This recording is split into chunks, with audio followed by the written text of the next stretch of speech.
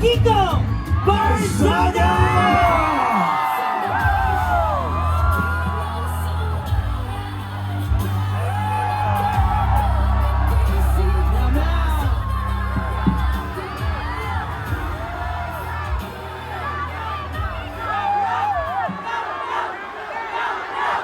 Wow!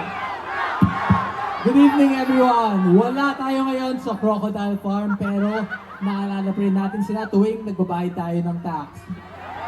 Bagsak na ang ekonomiya ngayon, tataas na ulit ang gas next week at puro krimen na at natutok pa rin sila sa impeachment. Alam natin na walang pag-asang bansa natin ngayon sa ganitong klaseng pamumuno. Puro magnanakaw na sa Kongreso, sa Senado, at sa Malacanang. May mananalo pa ba sa 2028 sa mga buhaya ngayon? Happy lang sila, nakaw lang sila. Pero sa 2028, babawian natin sila. For the bright future of our beloved nation, lalaban tayo. God bless everyone. Have a great night. Meow meow!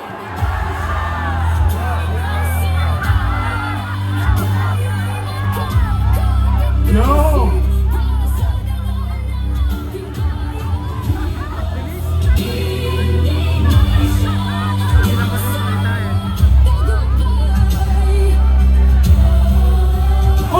Ang natapos na at marami pang iba ang kasalukuyang ginagawa sa buong bansa. Ngunit nang muling bahain ang maraming lugar, nagsimulang kwestiyonin ng publiko kung naging sapat at epektibo ba ang mga proyektong ito. Matapos ang malawakang pagbaha, iniutos ng Pangulo ang pagsisiyasat sa mga flood control projects at bumuo ng isang Independent Commission for Infrastructure upang suriin ang mga implementasyon ng mga ito. Ayon sa Malacanang, layunin nitong tiyakin ang pananagutan.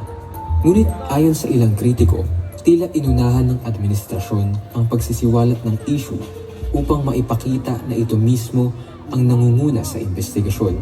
I'm the one who exposed all of this. Yung iba, guni-guni lang. Ito yung sinasabi ko na hanggat hindi natin ina-address yung sistema na yan, kinakailangan mapalitaw natin sino ba yung mga proponent na yan. Bakit ba nagkaroon ng allocated?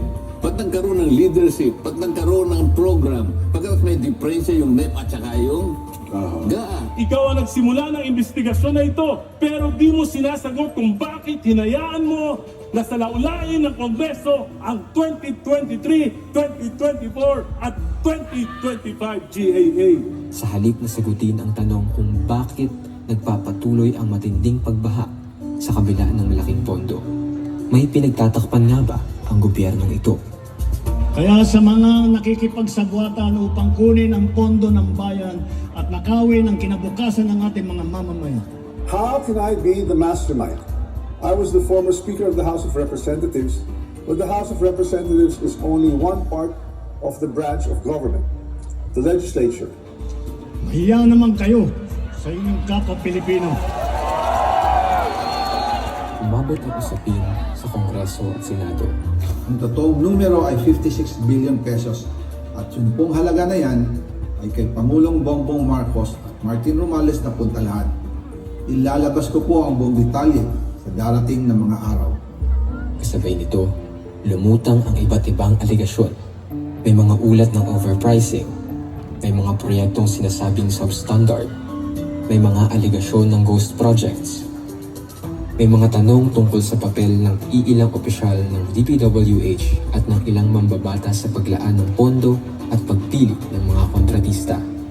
Habang nagpapatuloy ang paglilihis ng usapin ng pinakamalawak na korupsyon sa kasaysayan ng Pilipinas, ang ordinaryong Pilipino ang patuloy na nagdurusa.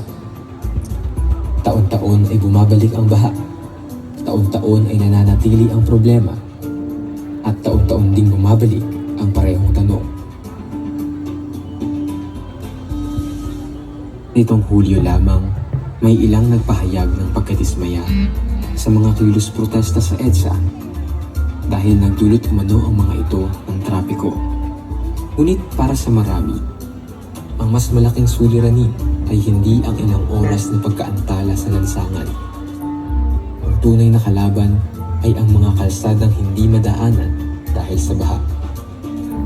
Hindi ang trapikong dulot ng mga nagpoprotesta, kundi ang trapikong dulot ng mga proyektong pinaglaanan ng napakalaking pondo, ngunit patuloy na kinukwestiyon ng publiko kung naging epektibo ba ang mga ito. Hanggang ngayon, marami pa ring tanong ang naghihintay ng kasagutan. Saan napunta ang pondo na dapat sana'y nakatulong sa bawat Juan de la Cruz na patas na lumalaban araw-araw? Sino-sino ang mga nakinabang at nagpasasa sa kaban ng bayan? Sino ang mastermind? Sino ang dapat managot?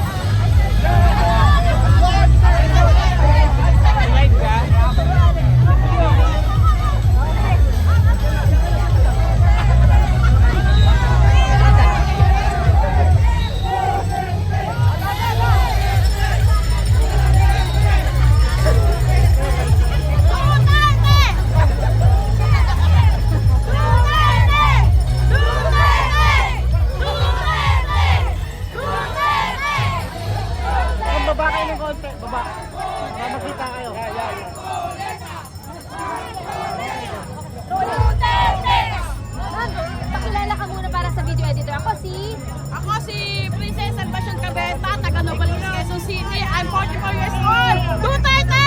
Ano pong grupo kayo kasama, ma'am?